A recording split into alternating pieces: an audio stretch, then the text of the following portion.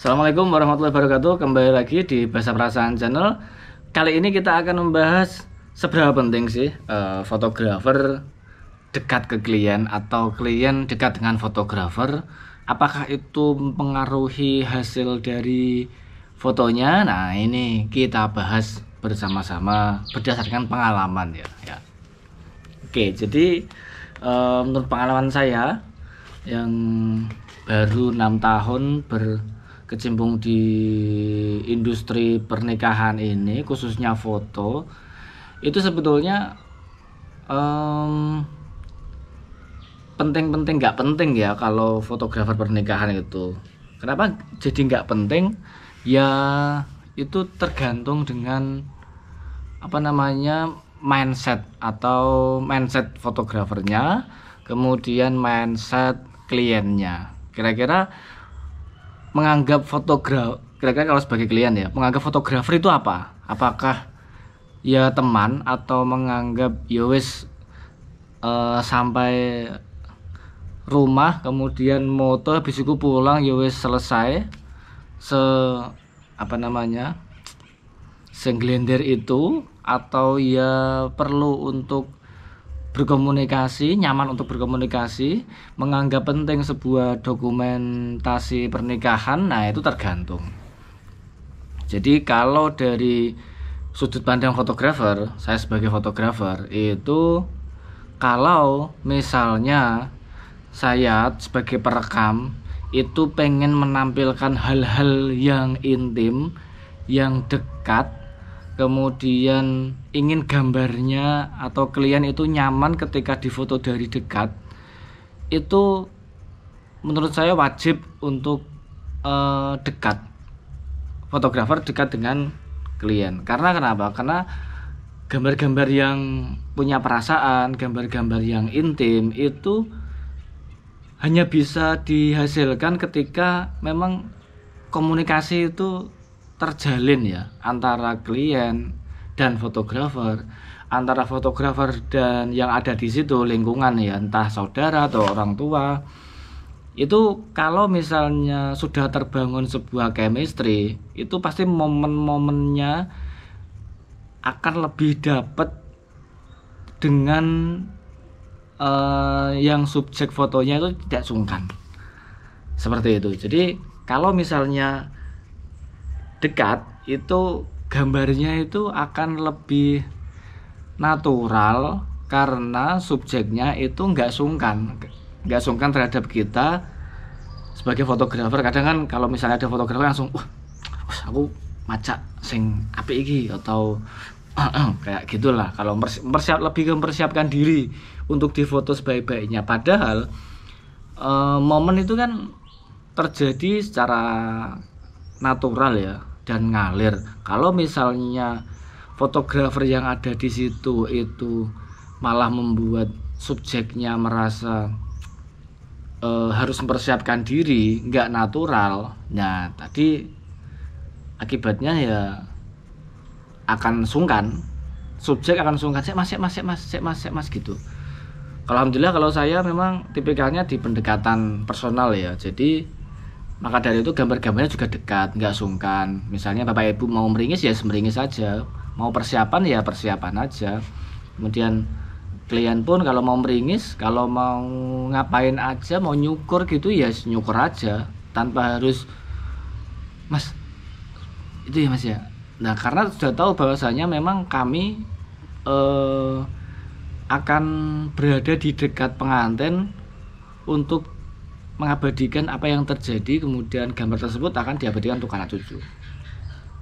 Itu perspektif kami ya. Nah, untuk perekam seperti kami ini juga perlu keterbukaan dari klien atau dari pengantin. Kalau misalnya kami sudah jemput bola di tengah-tengah, kemudian pengantinnya juga tidak ada atau cenderung tertutup, nah itu akan effort kami akan lebih dalam lagi untuk mencoba mendekati, mencoba mencari tahu bagaimana karakternya, bagaimana membuat kenyamanan supaya nggak nggak sungkan kalau kita megang kamera kemudian di dekatnya gitu. Itu yang pertama itu. Tapi ada juga yang memang perekam ya wis cuma moto kemudian datang moto kemudian pulang. Itu tergantung pengen gambar yang seperti apa. Kalau misalnya kayak saya yang gambarnya gambar-gambar intim, gambar-gambar momen, itu perlu kedekatan dengan komunikasi.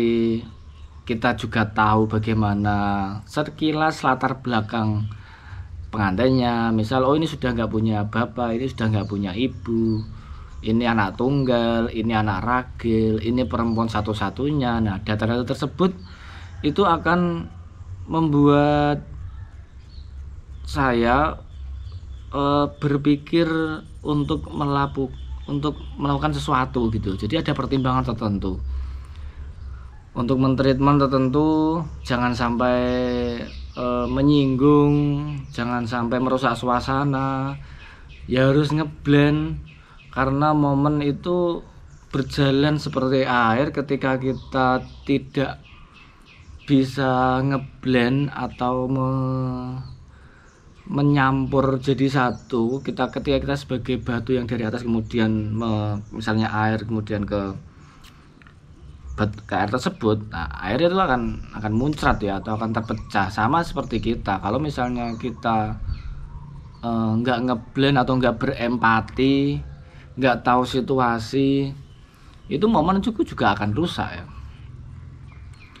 Kalau perekamnya memang mengandalkan momen, itu menurut saya wajib untuk dekat. Tapi kalau misalnya yang nggak momen ya itu kalau misalnya pose-pose ya di direct gitu saja.